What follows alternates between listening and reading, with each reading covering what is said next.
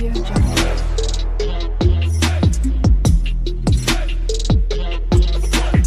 Audio Jungle. Hi friends, welcome to Eliza study point. आज आम philosophy of Bhagavad गीतार unit 1 थिबा चैप्टर 1 ताहार किछि सिलेक्शन 1 मार्क क्वेश्चन आलोचना करिबा एवं जेतिकी भी मु 1 मार्क क्वेश्चन आलोचना करिमि सेतिकी मध्य रे आसीबो। तो आज आम एठार थिबा गीतार स्वरूप, गीतार उत्पत्ति, गीतार सारमर्म, गीतार महात्म्य, यही चारोटी चैप्टर रे जेतिकी इम्पोर्टाट 1 मार्क क्वेश्चन अच्छी मु आज नहीं आसी। आमे ऑलरेडी यूनिट 1 एवं यूनिट 2 रथिबा क्लासेस को आमे सब कंप्लीट करि सारी छंती एवं यूनिट 3 मध्य किछि क्लास होई सारी छी, ता मध्य कंटिन्यू हबो। तो आज आमे सिलेक्शन क्वेश्चन को देखिबा। तो चलंतु आरंभ करिबा आजिर क्लास।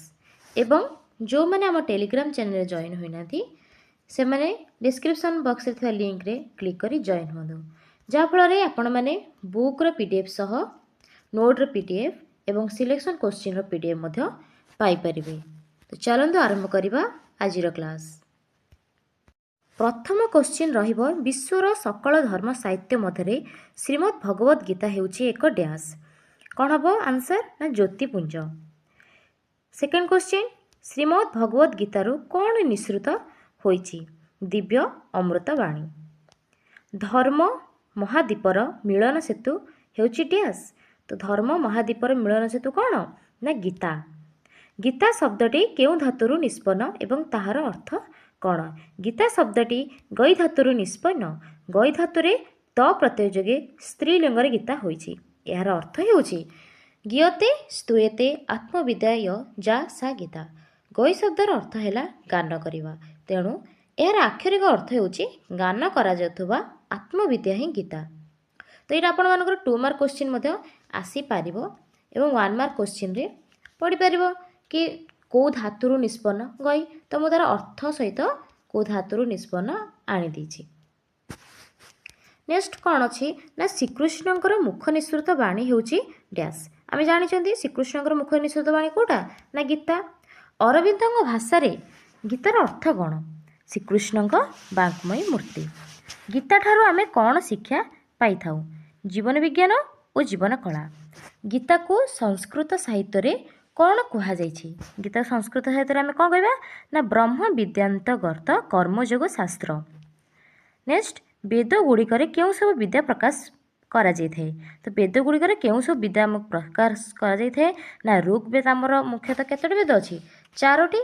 तो प्रथम वेद रे ज्ञान, ऋग रे आमे कौन पढ़िया ना ज्ञान संपर्क रे, यजुर्वेद रे कर्म, सामवेद रे उपासना, अर्थवेद रे विज्ञान जोटा कि औषधीय गुण ये सब अथर्ववेद रे आलोचना करा जाइथे। ऋग, साम एवं यजुर वेद को कौन कहा जाए? कौन कहा जाए ना त्रय विद्या। तो ये तीनोटी होची विद्या, तो एमान कौन कहा जाए? त्रय विद्या। इंपोर्टेंट क्वेश्चन रही एटा। त्रय विद्या केउ माननकु प्रवेश करिवार अधिकार थिला? कोडरे ना ब्राह्मण तथा उच्च वर्गर लोक। काहाकू पंचम वेद कहा जाए? भेरी भेरी इंपोर्टेंट। काहाकू पंचम वेद कहा जाए? श्रीमद् भगवद गीता। बलराम दास मतरे गीतार अर्थ कौन ना आदर्श जीवन गठनर एकमात्र वेद। तो किए कौन कही यह निश्चित भाव में आसो जपरी आम पढ़ी कौन ना श्री अरविंद भाषा सेपरी बलराम दास कौन कहते ना आदर्श जीवन गठनर एकमात्र हूँ कौन ना वेद। नेक्स्ट महात्मा गांधी कौन कहते? यह भी इम्पोर्टेंट रहिबो ना महात्मा गांधी गीता को कौन कहते ना सार्वजनीन माँ। ओके। नेक्स्ट वेदर अंतिम होउची वेदांत। वेदर अंतिम कौन ना वेदांत।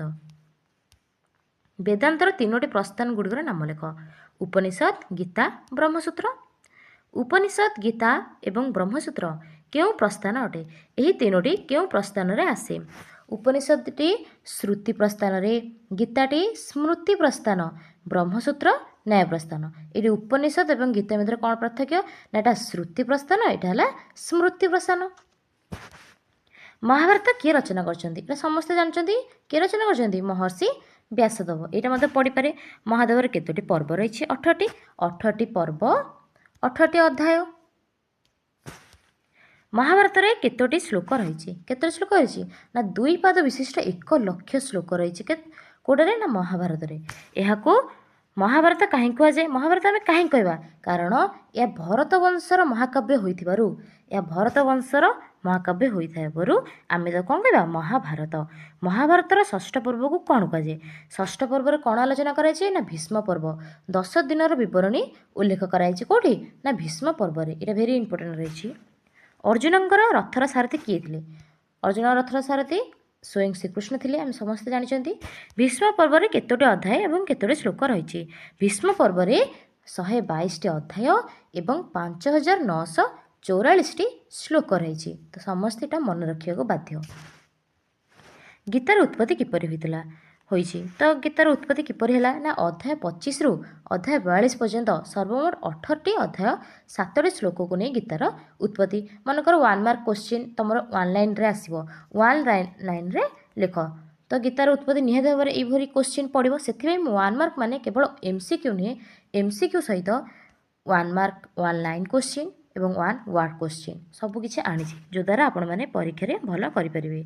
नेक्स्ट सर्टकम क्या कहुए 18टी अध्याय को 3 भाग विभक्त कराई मु पढ़ी नोट्रे सब आलोचना कराई से नोट्रे खाली 1 मार्क क्वेश्चन आप पाइपरेनि बोलिकी मुझे गोटे स्पेशल 1 मार्क क्वेश्चन सिलेक्शन आनी देछि एवं नेक्स्ट क्लास रे आम 2 मार्क एवं 5 मार्क एवं 8 मार्क जहाँ भी किसी सिलेक्शन क्वेश्चन अच्छी मुझे सबकि आनिबी एवं तार आंसर आपण मैंने मो क्लासेस रे नोट रे पाइपरिबे एवं सेटा खाली मु क्वेश्चन को आलोचना करदेवी। तो सर्टकम कौन ना 18टी अध्याय को 3 भाग विभक्त करा जायछि प्रत्येक भाग में 6टी लेखाएं अध्याय रही जहाँ को आम कौन कहवा ना सर्टकम।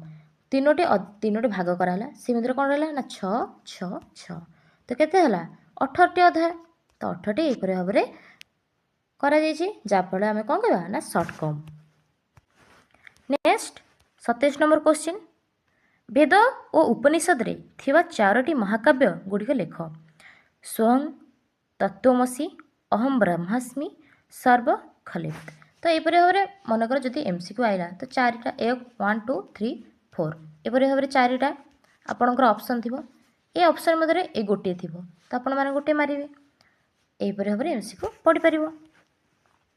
प्रथम द्वितीय और तृतीय अध्याय कौन वर्णना कराई जो गीतार आमर कौन अच्छी प्रथम एवं द्वितीय तृतीय ये 3टी अध्याय कौन सब वर्णना कराई। प्रथम 6टी अध्याय त्वम बा जीवात्मा उपरे तापरे 6 तर 7 रु 12 अध्याय ना परम सत्य संपर्क में 12 गला तर 13 रु 18 ना 80 बा 8 संपर्क में आलोचना कर वेद एवं उपनिषद रचना काल केते तो यहाँ निहत भाव पढ़ी पार ना ख्रीष्टपूर्व 3000 रु कौटा ना वेदटा एवं उपनिषद कौन ना 15000 ख्रीष्टपूर्व 15000।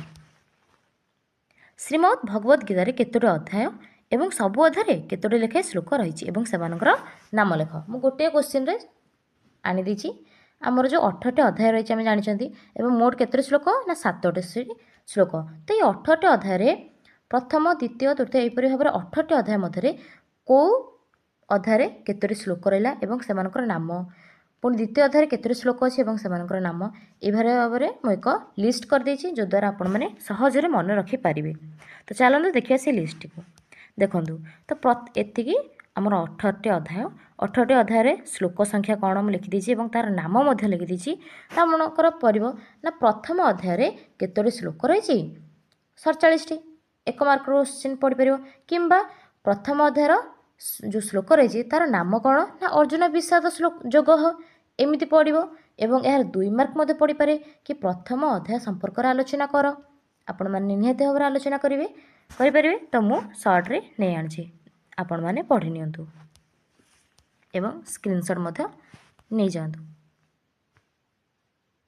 ओके नेक्स्ट ये आपण मैंने नोट खातार लिखिदेवे एवं प्रतिदिन प्रैक्टिस कले हो। आई लास्ट क्वेश्चन 34टी चैप्टर 1 रे हमर केवल 34टी इंपोर्टेंट क्वेश्चन आसी ଆପଣମାନେ ଏଥିରୁ ହିଁ ପ୍ରାକ୍ଟିସ୍ କରନ୍ତୁ ଏବଂ ମୋର ଥିବା ଯାହା ବି ମୁଁ କ୍ଲାସେସ୍ କରିଛି ସେଗୁଡ଼ିକୁ ଆପଣମାନେ ଦେଖନ୍ତୁ ଏବଂ ପରୀକ୍ଷାରେ ନିଶ୍ଚିତ ଭଲ କରିବେ।